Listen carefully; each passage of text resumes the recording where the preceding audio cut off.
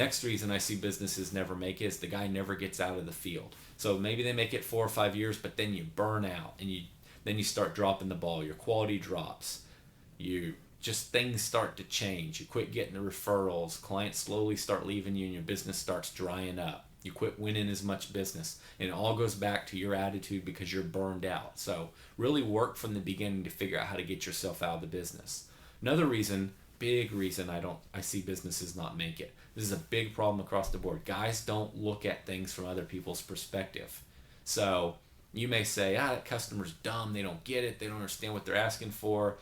I told them how to do it and they didn't want to do it that way. That customer doesn't get it. Look at it from their perspective as much as you can. Look at how they're thinking about it. That'll reframe how you present and sell.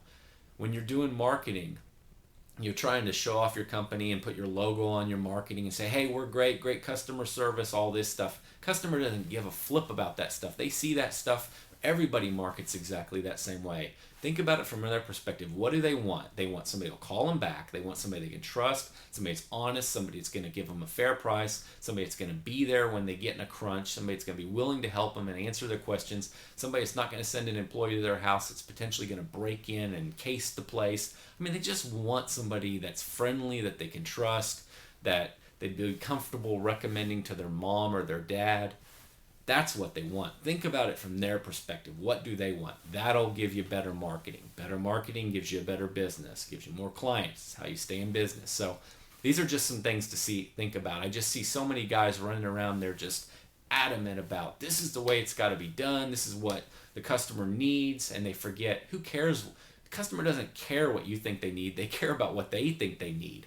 Your job is to reframe the whole selling process and educate them.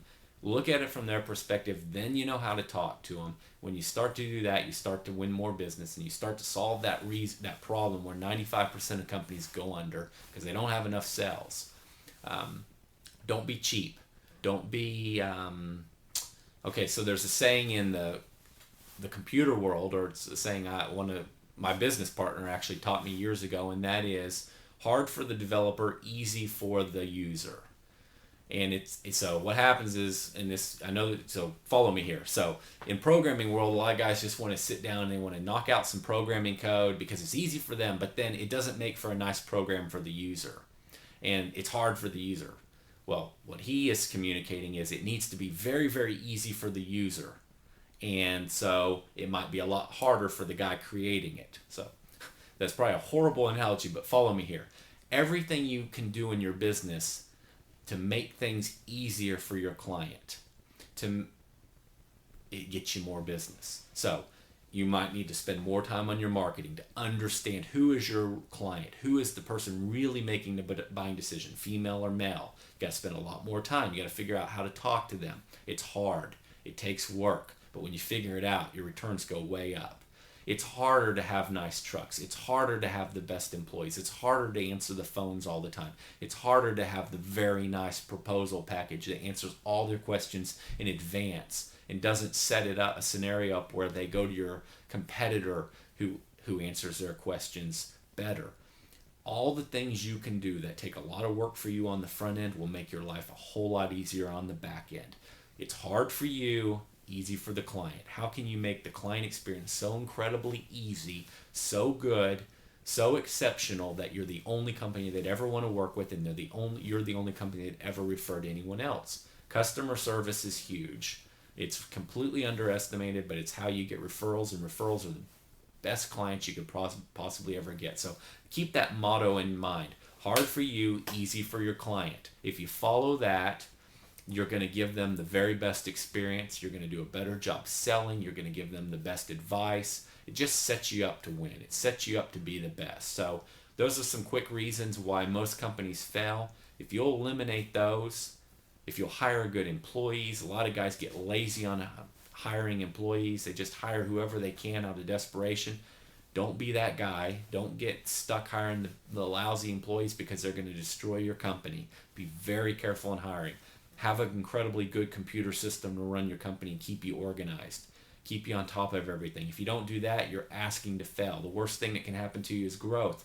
Because if you grow fast and you grow big and you have no structure of organization, you're going to crumble upon yourself because you're going to start dropping the ball. You're going to start messing stuff up. You got to have a technology system at the foundation. Then you got to have good employees. Then you got to have great marketing. You got to have great customer service.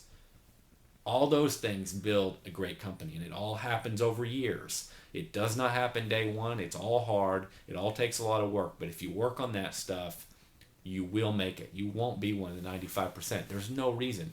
There is absolutely no reason in this industry you're not developing the next great technology that may or may not make it.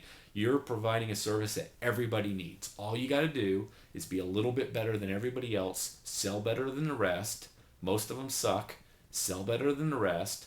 Get a good technology system. Get good employees. Work your butt off. And maybe I'm making this sound really hard, but I'm just saying, there's no reason you can't be one of the 5% that makes it in business if you'll just work on these core things. These are the reasons companies fail. No reason you need to be that guy. So hope that wasn't too blunt. I hope that's helpful. So that's what I see. I think it's pretty accurate. Let me know if you have any other questions. Thanks.